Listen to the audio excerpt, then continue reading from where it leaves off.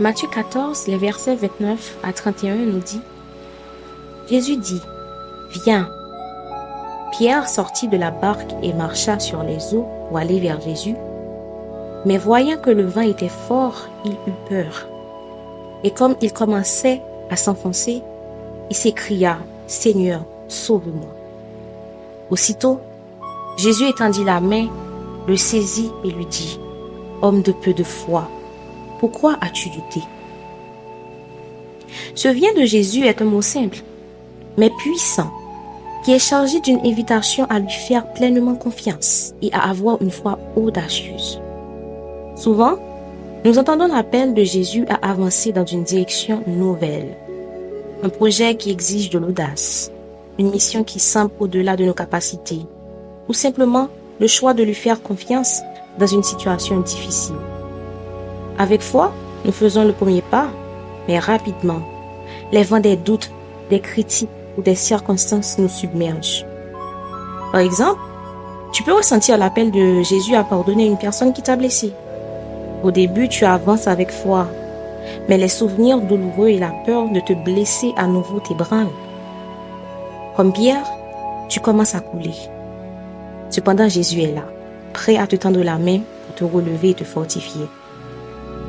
Il y a des moments dans la vie où les paroles négatives des autres, les diagnostics impossibles ou même nos propres pensées limitantes nous font douter. On te dit: Ah, tu ne pourras pas enfanter. Tu pries. Mais au fond de toi, tu te demandes si cela peut vraiment arriver. Jésus te dit: Femme de peu de foi, pourquoi doutes-tu? Regarde Anne. N'a-t-elle pas persisté dans la prière malgré sa souffrance? Dieu lui a donné un fils, Samuel, un prophète qui a marqué l'histoire d'Israël.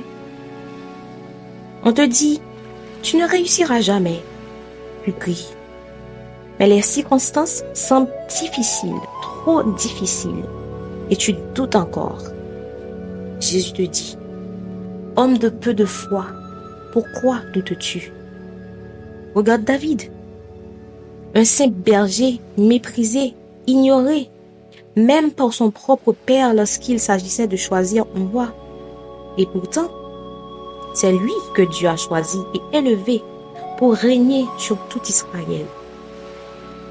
Mes chers amis, apprenons à marcher avec une foi toujours plus grande que nos difficultés. Rappelons-nous que le doute peut nous faire trébucher, mais la main de Dieu est toujours prête à nous relever.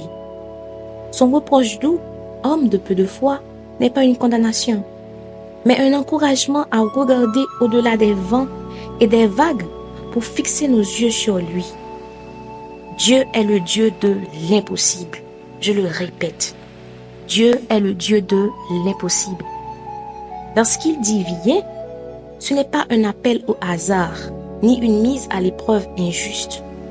C'est une déclaration qu'il croit en toi, non pas pour ce que tu es par tes propres forces, mais pour ce que tu peux accomplir avec son soutien. Quand Jésus dit à Pierre, viens, ce n'était pas parce que Pierre savait marcher sur l'eau, mais parce que Jésus savait qu'en gardant ses yeux fixés sur lui, Pierre pouvait accomplir l'impossible. Ce même Jésus t'appelle aujourd'hui. Viens à moi, viens là où je t'attends. Peut-être que là où il t'attend semble hors de portée. Une restauration dans ta famille, un projet que tu n'oses pas démarrer ou une guérison que tout le monde dit impossible. Mais souviens-toi, si Dieu t'appelle, c'est qu'il t'a déjà équipé. Il sait que tu as en lui tout ce qu'il faut pour y arriver. Aujourd'hui, Dieu veut nous rappeler que sa puissance dépasse toutes les tempêtes. Cessons d'être des hommes et des femmes de peu de foi, ayons une foi audacieuse.